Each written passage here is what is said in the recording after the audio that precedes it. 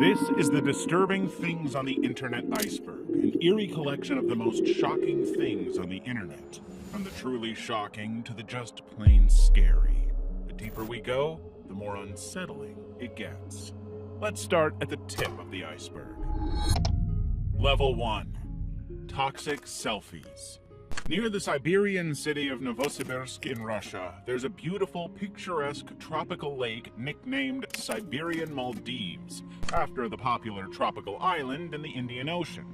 Like the Maldives, this lake has beautiful turquoise waters that were the perfect backdrop for selfies.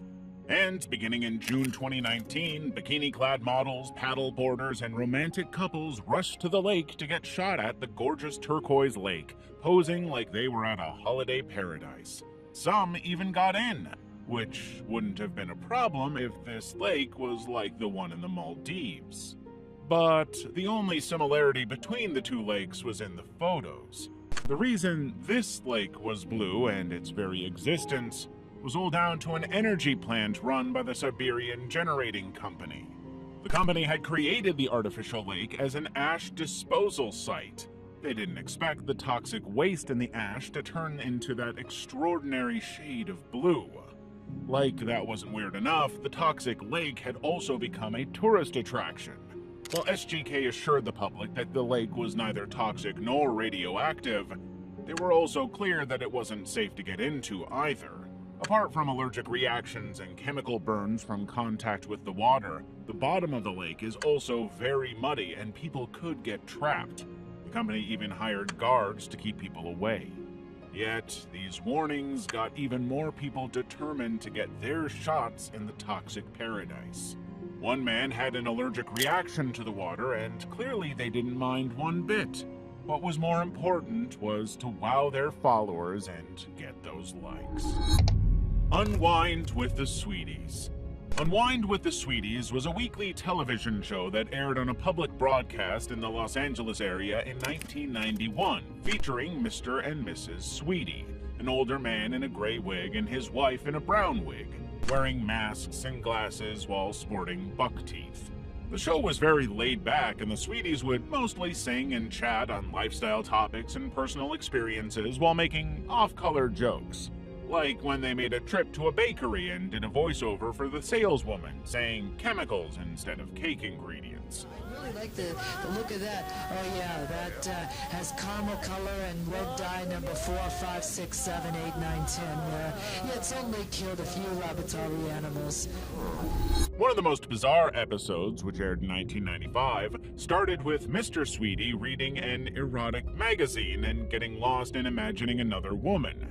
When he comes to, Mrs. Sweetie is not too pleased. The show aired till 2002 and had over 100 episodes, gathering a dedicated following and even won an Emmy. In 2010, they started a blog that included more backstory into the Sweeties, like their real names, Gus and Emma. The first 4 posts included a photo of the Sweeties and fictional stories of Gus and Emma. But the 5th post was where it got creepy. It was titled Gus and Emma Schlishke's Family Reunion and was about a road trip the two took to visit their family. There were pictures of greenery and shrubs, and right under that was the picture of a mutilated body. After a while, the graphic blog post was removed, followed by the others.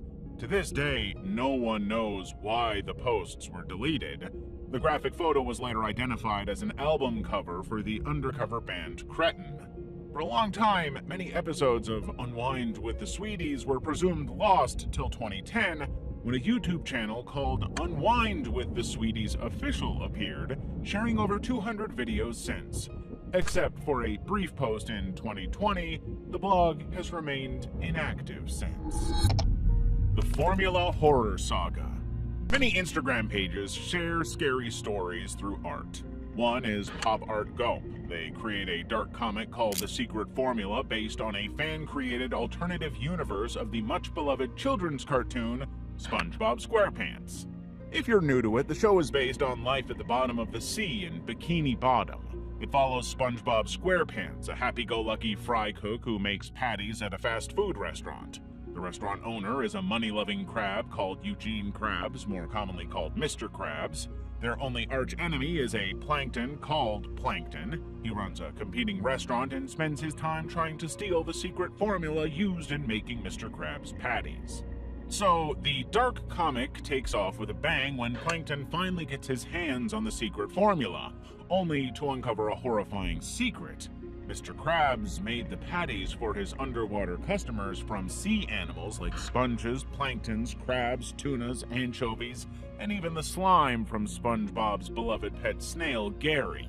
As he makes this discovery, Plankton is confronted by a monstrous-looking Mr. Krabs who tries to take him out, but Plankton narrowly escapes. He rushes to SpongeBob's home to find the fry cook. Instead, he found the smashed body of SpongeBob's pet, Gary. Mr. Krabs had killed the snail for its slime. As for SpongeBob, he had already been abducted by Mr. Krabs. When Plankton tracks SpongeBob down, the former fry cook has been chained for weeks and is now withered and mutilated. Mr. Krabs had been harvesting his flesh to make the patties. SpongeBob was in horrible pain and begged Plankton to put him out of his misery. The tearful Plankton reluctantly ended the yellow sponge's life. Mr. Krabs had seen it all happen. After taunting Plankton through the radio, he trapped Plankton with SpongeBob's corpse and continued running to his everyday life, killing and making patties. Mr. Krabs didn't expect anyone to go looking for Plankton, but his wife Karen did. By then, Plankton was in terrible shape. Toxins Mr. Krabs had put in SpongeBob leaked out and made Plankton lose his arms and legs. Karen got to work and gave Plankton robotic arms and legs. Plankton was now on a mission to stop Mr. Krabs' reign of terror. Wearing a human-sized robotic suit, he hunted Mr. Krabs down and brutally ended him. But the people of Bikini Bottom didn't know of Mr. Krabs' heinous crimes, and when they heard of Mr. Krabs and SpongeBob's deaths, they assumed Plankton was taking out his competition, and he became the suspect. While Plankton and Karen are forced to go underground, Karen leaked all the footage she had gathered of Mr. Krabs' crimes online to clear their names. The comic ended on a sad note as Plankton saw his former enemy with his pet one last time before they disappeared. Level 2. Trace an Object Website. In 2017, the European Union Agency for Law Enforcement Cooperation, commonly known as Europol, launched a crowdsourcing campaign called Trace an Object. Blurry images of objects were uploaded to a website for the public to look at and identify them if they could. These objects could be anything from clothing to a nylon bag, and tracing them to a location could make all the difference. What made identifying them so important was that the zoomed objects were all taken from the background of an image with explicit material involving minors. Some had been abducted, or even worse. Most times, the images on the website represented a last resort. Authorities have exhausted every other lead on the case. Thousands of online sleuths worldwide have swooped to the site and looked through thousands of images. There's even a Reddit group with over 100,000 members where images taken from the Europol Trace an Object website are posted so users can share notes and brainstorm as they identify and trace them. These objects have often been traced successfully and helped generate leads from minute details like brands, models, shops, and logos. The image of a partial flyer was uploaded in 2019. Online sleuths noticed several Spanish or Portuguese words written on it and were convinced it was a flyer advertising a home delivery service. They also got a phone number and the word King. With all that information, they concluded that the flyer was for the food franchise Burger King. In 2019, Mexico had the largest number of Burger King restaurants in Latin America, so the search started there. A Burger King YouTube ad for the home deliveries focused their search on Mexico City, and a Google Street View of one branch in the area confirmed that they were on the right track. They also found a similar flyer with the same information and images. It would have been produced when the new number for the delivery service was upgraded between 2014 and 2015. They concluded that whoever was in the original picture had been in Mexico City between 2013 and 2015. It may sound like looking for a blurry needle in a haystack, but there have been several arrests made all over the world, children rescued, and abductors brought to book. Yet even with all these wins, lingering images on the Trace an Object website are a chilling reminder of the children who might never be found. Silk Road Darknet website. In 2011, an anonymous user known only as Altoid posted in a Bitcoin forum asking about a marketplace called the Silk Road that operated on the dark web. The user added that everything was utterly anonymous, even payments were made with Bitcoin. It was the first of its kind. Users trooped to the darknet site, buying and selling any product and service they could think of. Hard drugs were the most popular items to be sold, along with illegal commodities like guns, malware, hacked accounts, hacking services, and even fake identities. There were even rumors that contract killers could be hired there. Altogether, there were over 200 categories, and the Silk Road generated hundreds of millions of dollars in sales. For 2 years, federal law enforcement, including the FBI, had been looking for the creator of the illegal site. They had hacked into accounts and bought drugs undercover, but they still had no leads. In 2013, Gary Alford, a special agent with the Internal Revenue Service, was assigned to the case. By searching for the Silk Road's URL on Google, he uncovered the first time the Silk Web was mentioned before it went mainstream. The post by the anonymous user Altoid on the Bitcoin forum. When he searched the Altoid profile, he found a post some months. Altoid knew of a job opening and advised interested people to email rossalbright@gmail.com. This was the first time the name Ross Albright had come up in the investigation, and the more the FBI looked into him, the more convinced they were that he was their guy. After Albright got arrested and his laptop was seized, they found enough evidence to prove that he was the creator of the Silk Web. Ironically, Albright had made the first online post about the darknet site to try and drum up attention to the site. He had no idea that was what would take him down. In 2013, the site was shut down and more than 144,000 bitcoins were seized. Albright was sentenced to life in prison for drug trafficking, computer hacking, and money laundering before President Trump pardoned him in January 2025. But Albright's time in jail did little to close the Pandora's box he had opened. Since 2013, dozens of darknet marketplaces have cropped up. As fast as authorities rush to take them down, more take their place. Anna Moskvich, Refbach. Refbach was the YouTube channel for an infamous Russian woman called Anna Moskvich. She started her channel in 2008, and in 3 years, she had uploaded 24,000 videos, averaging 17 videos uploaded daily. These featured Anna doing strange interpretive dances in the forest, sometimes dressed shabbily, other times completely naked.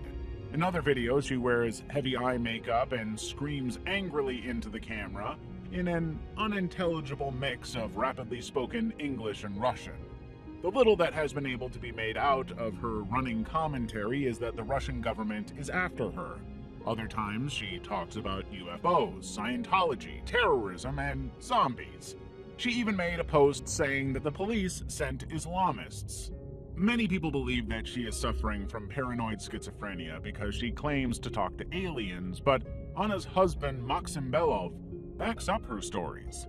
He is also a YouTuber, and his channel is filled with videos of her. Like her, he posts multiple videos daily, but not as much. In the descriptions, Maxim writes about Anna being abused and forced to undergo treatment. This has led some to suggest that the couple is suffering from shared delusions. But there are whispers that Anna has not always been this way, and she acted quite normally in her very first video. One Reddit user even found a woman also named Anna Moskvich who was a dancer up until 2008, just before Anna started posting her videos, making them believe that something must have triggered a change in her, but no one really knows. In 2018, she was forced to take medications by the court, something her husband is against. Over the years, Anna has created many YouTube channels, which YouTube has removed for multiple violations. Her current channel is called You Don't Know You Know, You Know You Don't, and has more than 97,000 videos. Anna is still actively making more. Michaela Witter. It was August 8th, 2023, and TikToker Michaela Witter was headed to a Barnes & Noble store in Burbank, California as part of a 100 solo dates idea vlog. So far, Michaela had bought a Starbucks, walked around, and browsed some shelves. When she noticed a man following her around and placed her phone on a shelf with the back camera facing her to capture anything weird, he said. At first, he seemed to be doing the same thing Michaela was, looking for a book. Then things got weird. He crawled up behind her and seemingly sniffed her butt. Michaela didn't notice what had just happened, and the man walked off and did the same thing to another woman. After that, he returned to Michaela and stooped down for another sniff, but he wasn't lucky this time. When a startled Michaela asked him what he was doing behind her, he claimed he was tying his shoelaces and even tried to turn the question back on her. But Michaela didn't buy any of it. After looking through the video and seeing what he was doing, Michaela reported him at the front desk. After she shared the disturbing video, more than 20 other women identified him and said he had done the same thing to them. Some even posted videos. Michaela later reported to the police, and 2 days later, 37-year-old Khalees Crowder was behind bars. It turned out he had a lengthy rap sheet dating back to 2005 from robbery and burglary convictions to offenses like indecent exposure. Former Lakers star Robbie Horry revealed on Twitter that Khalees had stalked his 14-year-old daughter 10 years earlier and ended up in jail. In fact, just 2 days before his brush with Michaela, Khalees had been caught peeping into a home. Khalees was sentenced to 2 months in jail for the butt-sniffing incident, but was released within days because the jail was overcrowded. He was supposed to register himself as a sex offender, but didn't. That move got Khalees arrested again and back behind bars. Hopefully he stays there this time. Toots Honeychurch. Since 2010, several people have received emails from a Toots Honeychurch. Some of the emails were filled with a bizarre mix of strange symbols, odd phrases, and random images of people. Others talked about conspiracy theories linked to celebrities like Simone Coulter and Donald Trump. There were attached documents with hundreds of pages of these stories. Those who got these emails reported them as spam and didn't think much of it. But over the years, more and more people across the world disclosed they were receiving these bizarre emails. No one knew who they were from or what the emails were talking about. There used to be a TikTok account with the same name, and like the email, it was filled with weird or rambling content, but there were a few posts where Honeychurch boasted about having access to government emails. Those who have searched for the name Toots Honeychurch online will find a woman who was a Democratic candidate for Hawaii who lost in the 2016 election. While it looks far-fetched that she was linked to the spam emails, one of the images in the email sent out has the government ID of the same woman. She also has a website where she admits to sending these emails since as far back as 2008. As for why she's doing all of this, there are no answers. There are rumors that it is either a spam bot or she has mental issues, but there are still no definite answers. Level 3. Robert the Doll. At the East Mateo Museum in Key West, Florida, there's a 117-year-old doll on display named Robert. He is 40 inches tall, he has his own teddy, and he is a very popular tourist attraction. That's because Robert isn't your run-of-the-mill doll. Some believe he is haunted. Decades before Robert debuted at the museum, he belonged to Robert Eugene Otto, a prominent Key West family member. There are different stories about how the doll came into Gene's possession. A girl gave it to him on his birthday, either as voodoo because he did something to her, a maid gave it to him, but the most widely accepted story is that Gene's grandfather bought the doll on a trip to Germany as a gift to Gene for his birthday. Which adds up because a German stuffed toy company called the Steiff Company had made it. Regardless of how it came into his hands, Gene loved the doll. His full name was Robert Eugene Otto, and he named the doll after himself. Before long, he was known only as Gene.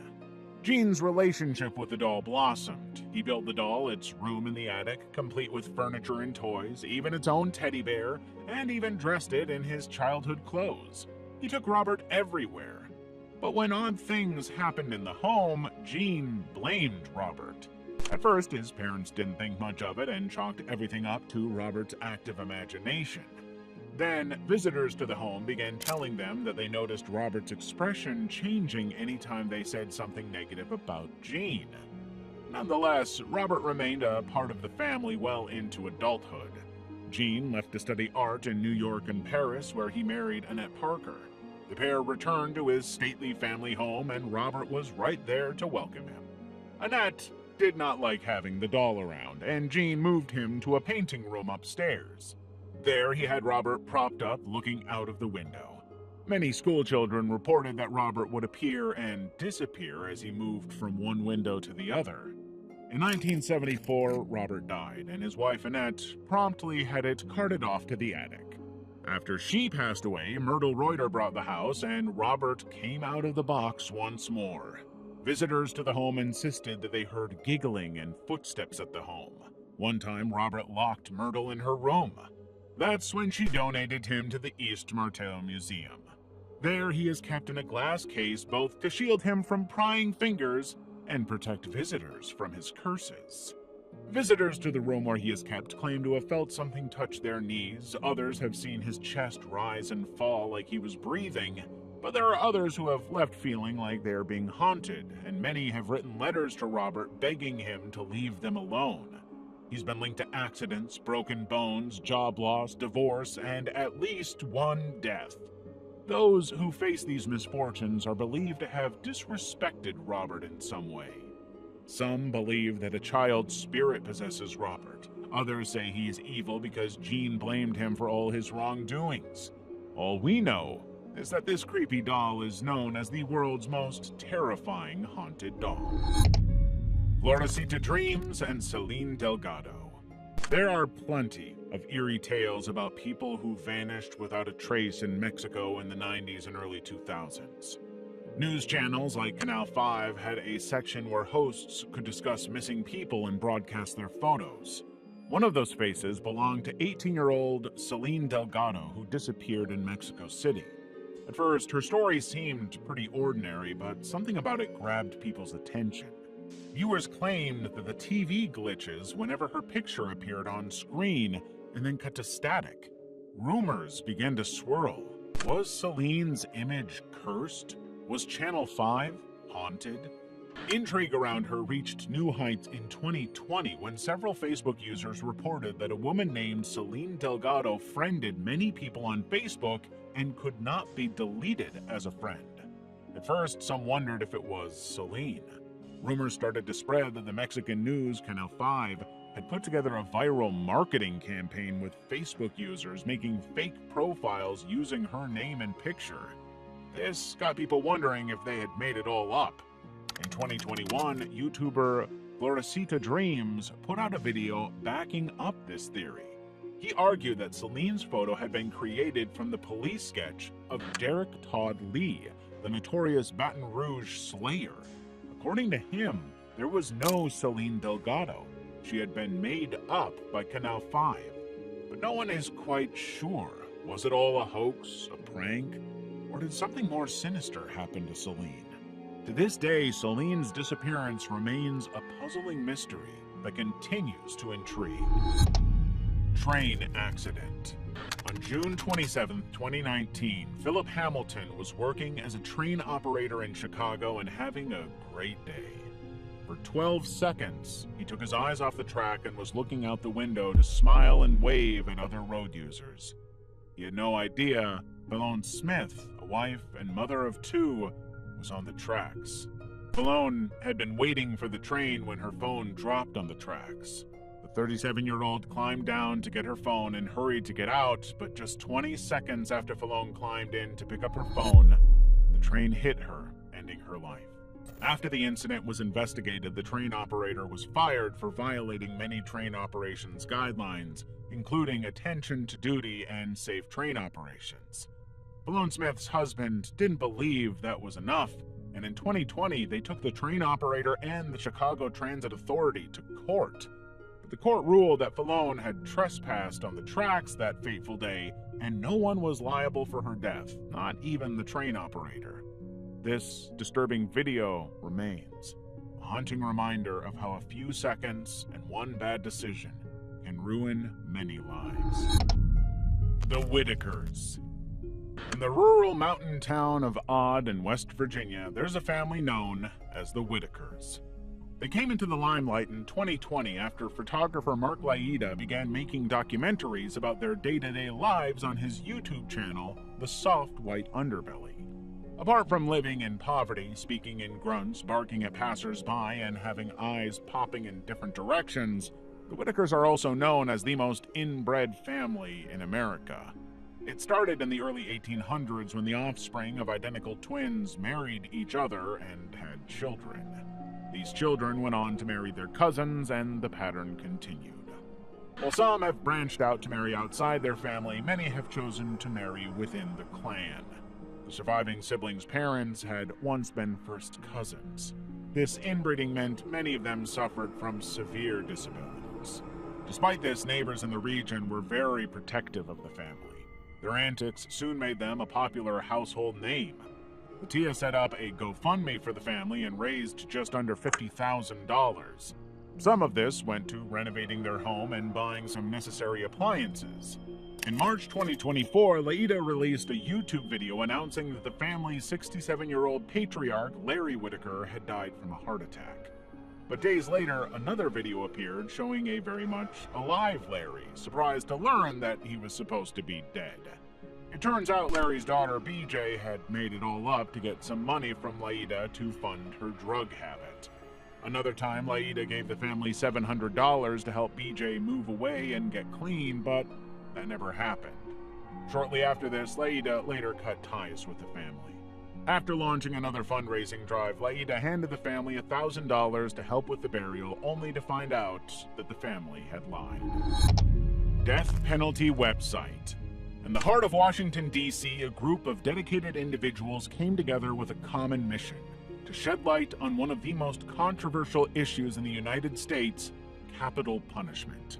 In 1990, they founded the Death Penalty Information Center, DPI. While the organization has never taken a formal stance for or against the death penalty, they are critical of its administration through studies shared on the death penalty. They release yearly reports that cover trends, costs, and racial issues. DPI also keeps track of botched executions, cases where the process went wrong.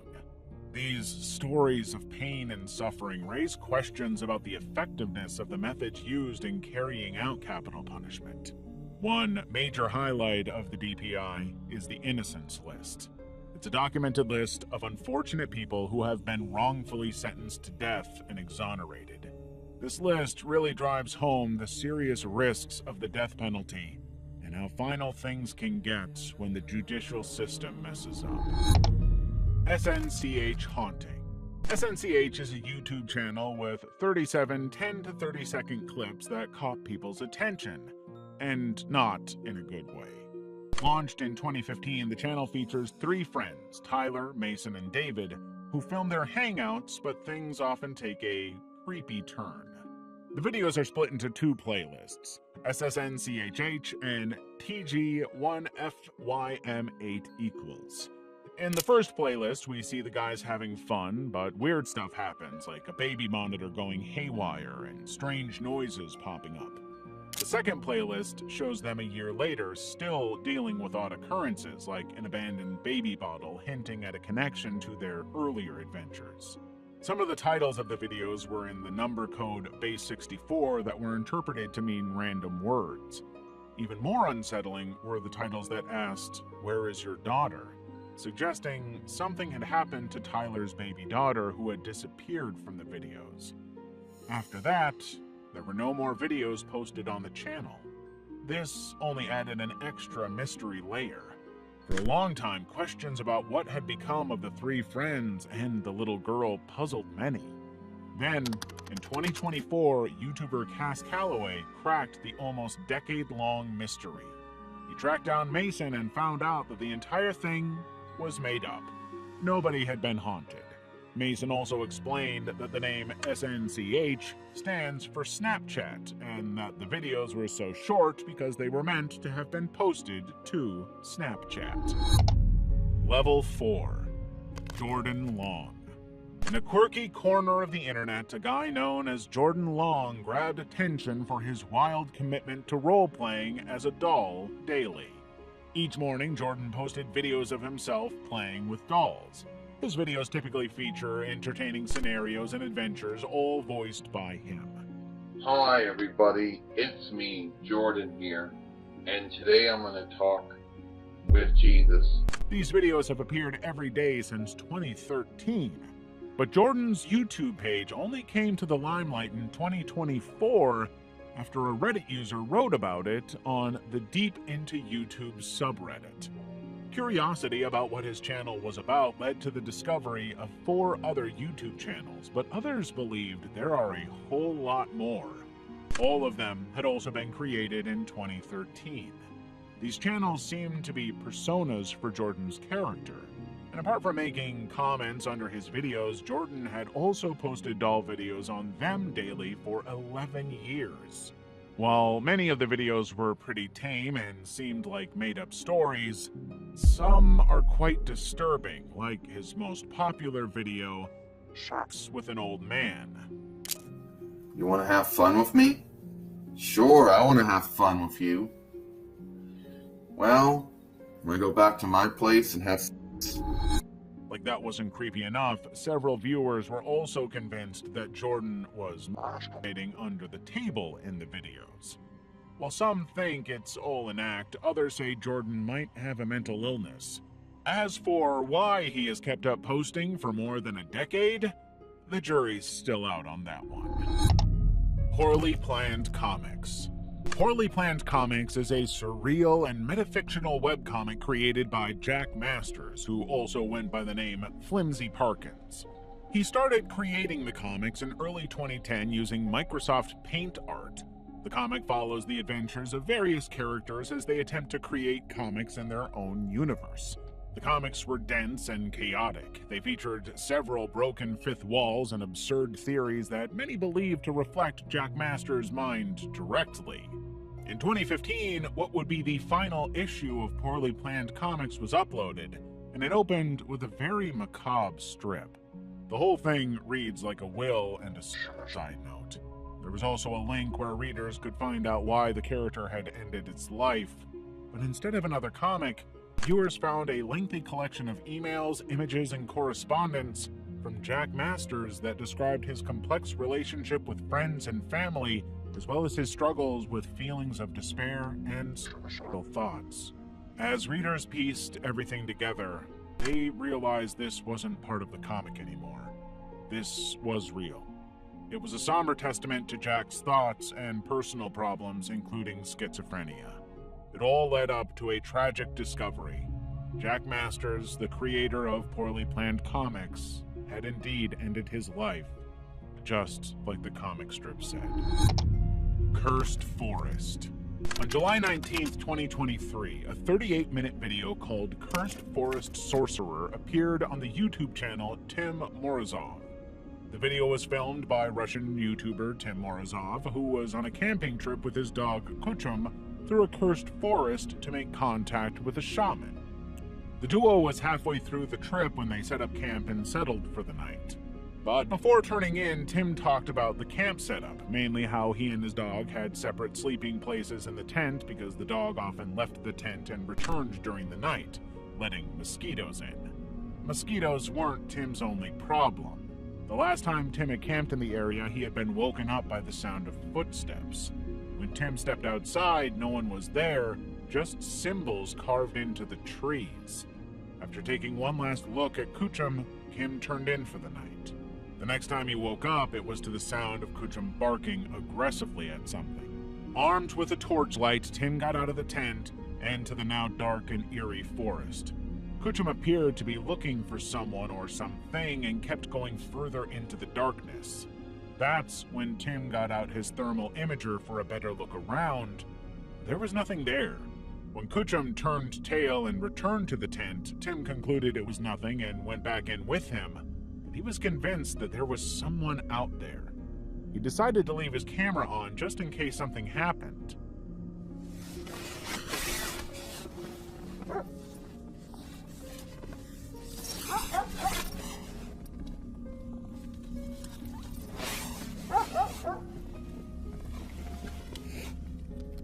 Not long after, Kuchum was heard barking again outside the tent. But when Tim came out, there was no sign of anyone, not even Kuchum. For the next 2 hours and into the next day, Tim called for Kuchum to no avail. By morning, there was still no sign of the dog. Tim spent another night camped in the wilderness. After spotting a fire in the distance and hearing what he thought were drums, Tim went back to his tent and armed himself with an axe all night long. Come morning, he packed up the tent and went to check where he had seen the fire. What Tim saw was a makeshift cage, and his first fear was that it had been made for Kuchum. As he went further into the forest, he found trees tied with red cloths and strange symbols painted on one. Convinced that this was where he would find the shaman, Tim tried to make contact. That's when an arrow was fired into the tree.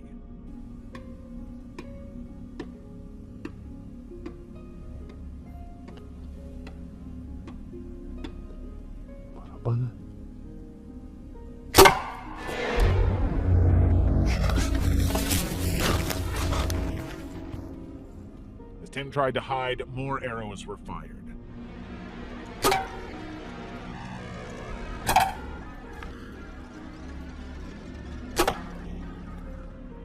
The last glimpse of Tim was him saying he was hiding in a pit and had hurt his ankle.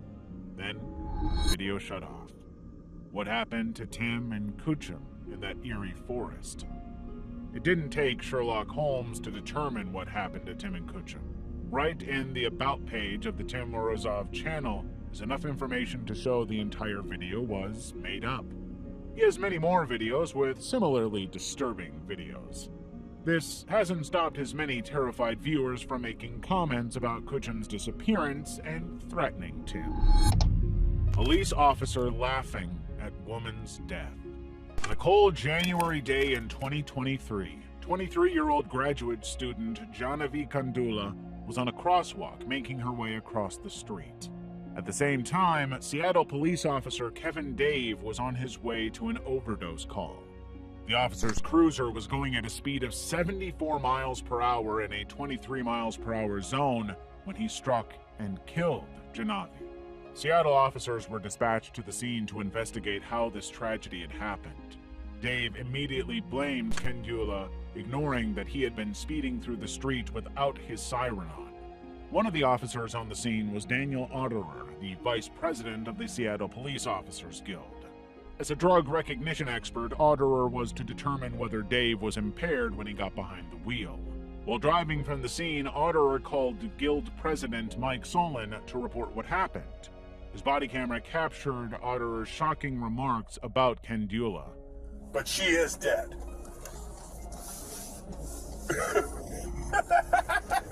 He callously remarked that she was a regular person and that the city should merely write a check of $11,000. He also suggested that Kandula's life had limited value. Oh, it's a regular person. Yeah, just write a check. Yeah, $11,000. She was 26 anyway. She had limited value. The recording of Otterer's laugh and vile remarks spread across social media, and the community was outraged. Otterer defended himself. He released a statement claiming he had made the statement to mock city attorneys who paid out checks to minimize liability, but nobody was buying any of it. Within days, he was terminated from the Seattle police force. But the echoes of his laughter lingered, a haunting reminder of a life lost and belittled in death, all by the very ones who swore to protect her. Level 5. Escalator fail.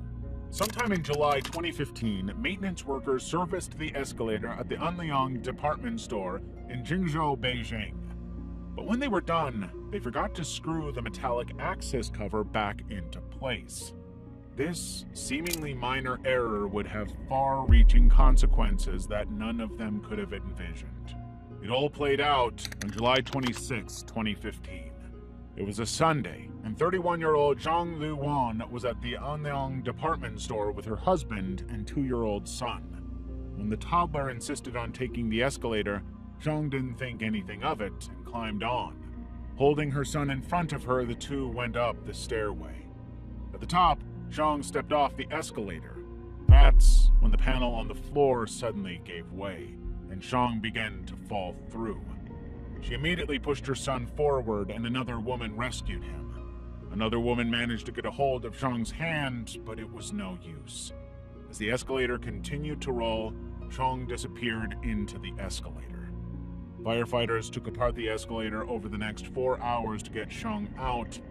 By the time they got to her, it was too late. Zhang had been crushed to death. What made the incident more alarming was that minutes before Zhang came up the escalator, 2 women who worked at the mall had almost fallen in themselves. They contacted mall maintenance and nothing was done, but they stayed there to warn people about it. 5 minutes later, Zhang was on the escalator with her son. Reactions to the tragic incident were torn between anger at the department store and admiration for Zhang's last action, selflessly saving her son's life. Sheldon Johnson.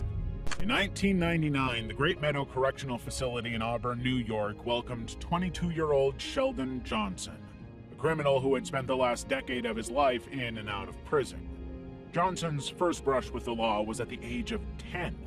Sheldon had tried to stab his math teacher with a kitchen knife. When he missed, Sheldon had sprayed the teacher with a fire extinguisher. He dropped out of school at 12 and began selling narcotics. Over the next couple of years, he had become a high-ranking member of the Bloods street gang and racked up charges and arrests for a whole list of felonies: drug trafficking, kidnapping, robberies, and even attempted murder. In 1999, Johnson was given a 50-year sentence for his crimes. He would not be eligible for parole for the next 41 years. Behind bars, Johnson's life began to turn around. He cut ties with a gang he was affiliated with and helped create many prison rehabilitation programs. Johnson also returned to school and earned a GED and an associate degree in liberal arts. Before long, this hardcore criminal had become the poster child of what prison rehabilitation could achieve. In 2021, Sheldon filed a lawsuit under the Child Victims Act, alleging that his behavioral issues had started after he was abused in a group home when he was 11.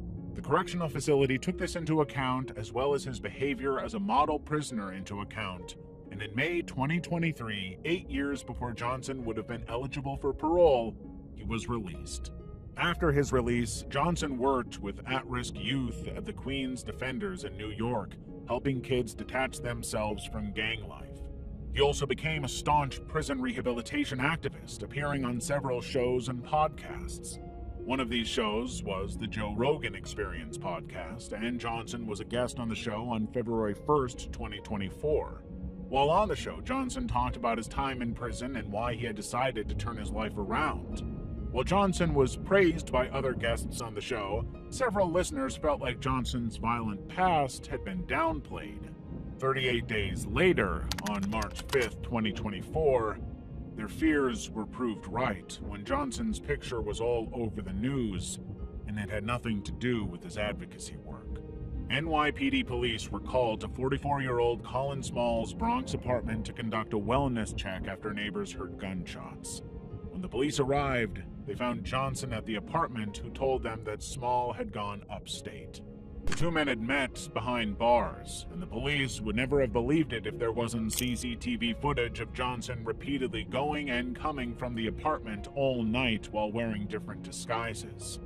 When police searched Johnson's apartment, they found Small's body in his freezer, and Johnson was arrested and charged with murder. Level 6. YouTuber dies from insomnia.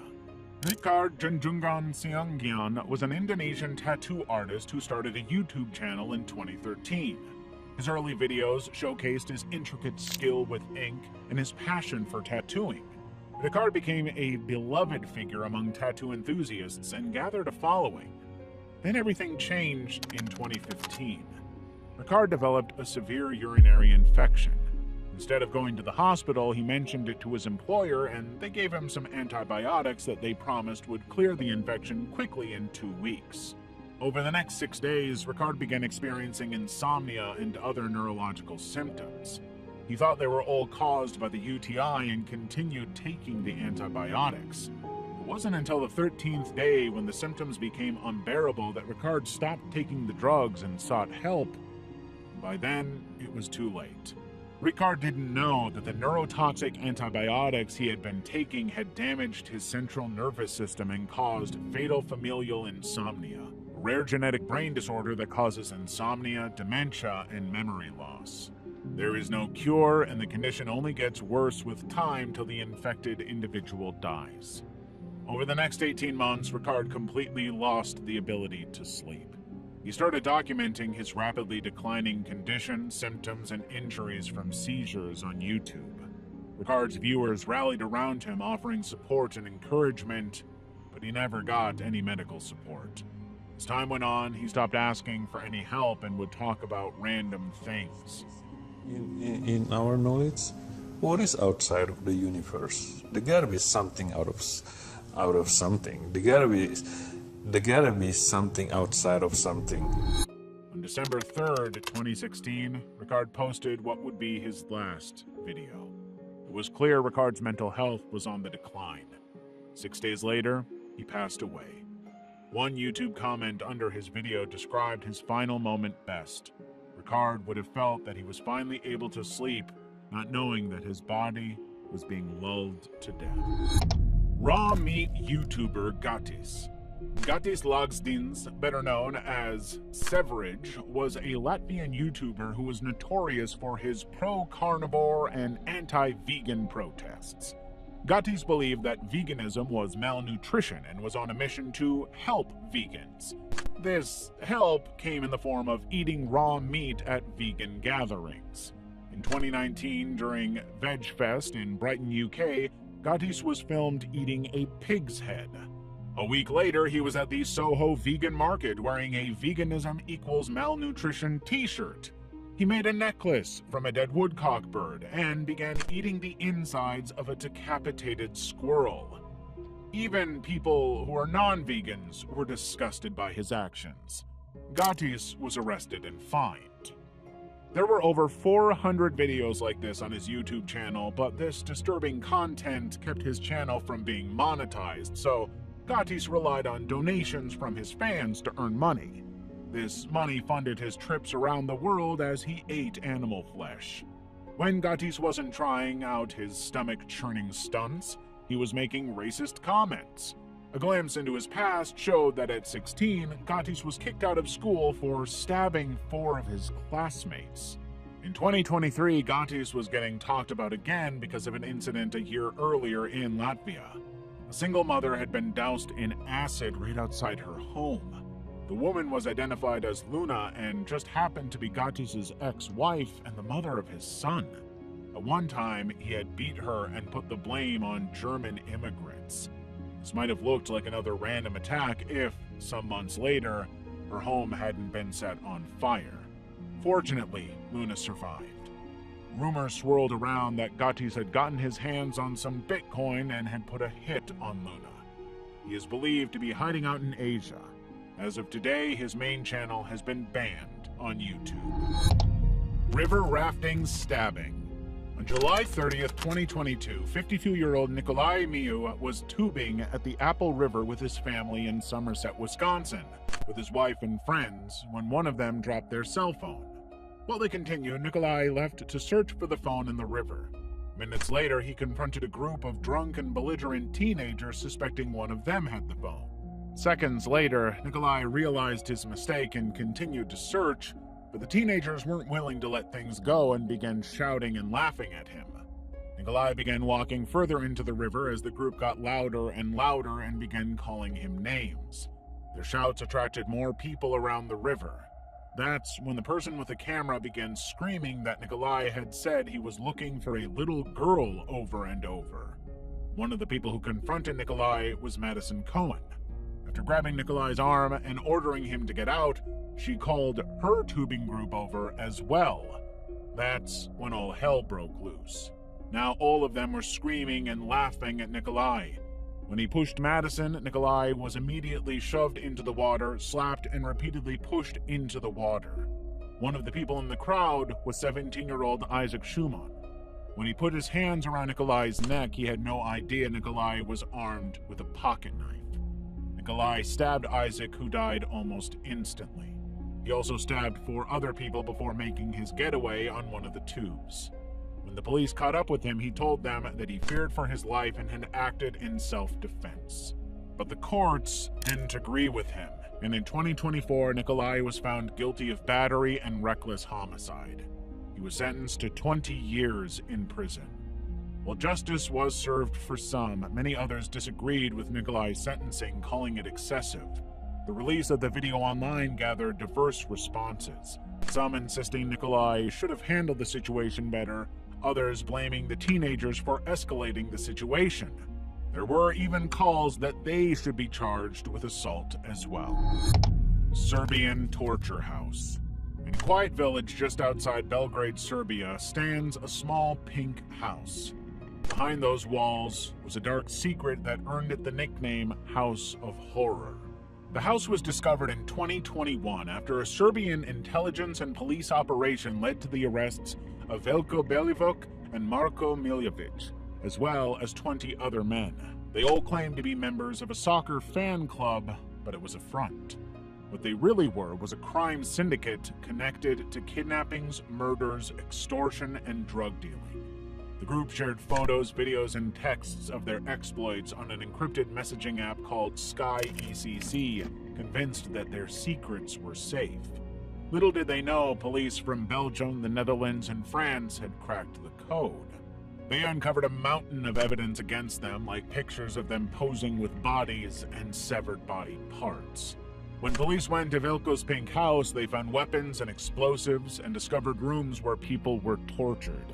In a hidden room, they made a macabre discovery, an industrial meat grinder wrapped in thick plastic foil. At first, no one could understand why such a machine was there, till they found human DNA was in it. The police quickly concluded that the machine had been used to dispose of the bodies of their victims. After that, the bodies were loaded into bags and thrown into a nearby river, never to be seen again. Many of their victims were rivals or just about anyone who got in their way, brutalized in a way that sent a message to their enemies. Human meat fajitas. In 2018, an anonymous Reddit user known only as Incredibly Shiny Shart shared a video that was equal parts fascinating and bizarre in an Ask Me Anything forum. It all started after he had a motorcycle accident that left his foot in pretty bad shape. While the foot was salvaged, Incredibly Shiny Shart was told that he would never walk with it again, so he opted to have the limb amputated. He had just one question for the doctors: could he keep it? He could. So after the operation, he signed some papers and left the hospital with his foot in tow. 3 weeks later, the question about why he had kept the foot was answered. Incredibly Shiny Shart and 11 of his friends had gathered around for a very special brunch. The spread included apple strudel, quiche, fruit tarts, chocolate cake, and mimosas. But what made the meal really special was the main dish: tacos stuffed with sautéed onions, bell pepper, and flesh from the tibialis anterior of his amputated foot, served on corn tortillas topped with a zesty tomatillo sauce. Incredibly Shiny Shart and his friends dug into taco foot and were pleasantly surprised to find that it tasted rich and beefy, like a fancy cut of pork or venison. Only one friend couldn't stomach Incredibly Shiny Shart's foot tacos. The response to Incredibly Shiny Shart's story was a mixed bag of horror and mild interest. As for him, he believed that putting his foot in his mouth was his own way of turning an otherwise traumatic experience into a celebratory meal of tacos with friends. After the meal, he cremated the remaining part of his leg, keeping the ashes as a quirky memento of his journey. Level 7. Family over a video game character. In the early hours of September 13th, 2024, neighbors in a block of flats in Luton, England, called 911 after hearing screams and gunshots from the apartment where the Prosper family lived. When the police showed up at the flat and found the bodies of 3 members of the Prosper family, Juliana Prosper and 2 of her teenage children, Giselle and Kyle, all 3 had been murdered by the eldest son, Nicholas Prosper, and it was all down to the video game from the American series The Walking Dead. At 18 years old, Nicholas was the eldest of the 3 Prosper children. He had a disturbing internet footprint, defending serial killers, arguing about the age of consent, and showing a deep hatred for women.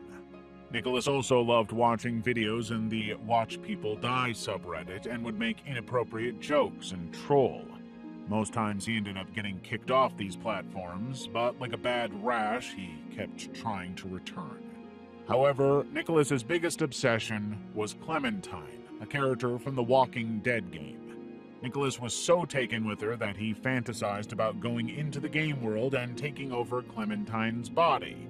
In Nicholas's mind, she was real, and he would make angry comments under gameplay videos where she wasn't treated how he wanted. Nicholas decided to share his love for the game with his family, especially his junior sister Giselle.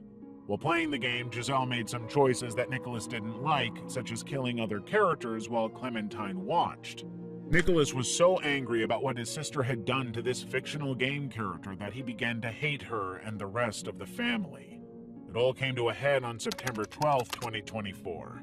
After getting a shotgun, Nicholas set up his webcam and announced that he was going to kill his sister because of the game. On June 30th, my sister decided to make unique choices in episode 1 of season 1 of the Walking Dead games, and for that her face will be mutilated further than necessary. Nicholas ended his rant declaring that he had been chosen by Clementine to defend her from those who wished to harm her. Less than a day later, he shot and killed his mother, brother, and sister. After his arrest, police uncovered evidence that the murder of his family had only been the first part of his plan. Fortunately, he was stopped before he could do any more damage. I Survived, Mary Vincent story. Today, Mary Vincent is an artist and victim's advocate, but back in 1978, she was a 15-year-old girl whose parents were going through a divorce. Because of the tension at home, Mary had lived briefly on the streets before hitchhiking from her parents' home in Las Vegas to her grandfather's home in California. But after some weeks there, Mary became homesick and decided to hitchhike back home. She stuck out her thumb, and 50-year-old Lawrence Singleton pulled over to give her a ride. Mary thought luck was on her side till Lawrence started driving the wrong way. When she tried to get out of the car, he knocked her unconscious. When Mary came to, Lawrence had tied her up. He proceeded to assault her, then cut off her arm. Thinking she was dead, Lawrence threw her body down a 30-foot cliff. He drove off thinking he had gotten away with it, but he had no idea Mary had survived the fall. Despite her stumps, Mary managed to climb back up the cliff. After dipping her stumps in mud, she held them up to slow the bleeding and began walking. Mary had gone 3 miles before a couple pulled over and helped her get to the hospital. When police showed up at the hospital, Mary chose not to sleep and instead helped them get a composite sketch of Lawrence. One of his neighbors identified him, and Lawrence was arrested. Mary also testified at his trial.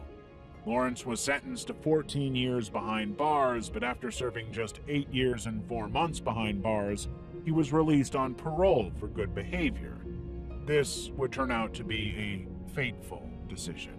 Over the next few years, Lawrence was in and out of jail for various thefts. Then in 1997, 10 years after his release, Lawrence attacked Roxanne Hayes, a mother of 3. Unfortunately, she didn't get away. To ensure Lawrence didn't get off this time, Mary once again testified at his trial. This time, Lawrence was sentenced to death for the murder. He died on death row. There was another good thing that came from this. California passed the Singleton Bill, which prevents offenders who committed a crime involving torture from getting early release. As for Mary, she began using prosthetic arms, went to university, and started an acting career. Even with her remarkable bravery that fateful day, Mary had deliberately chosen to stay out of the spotlight.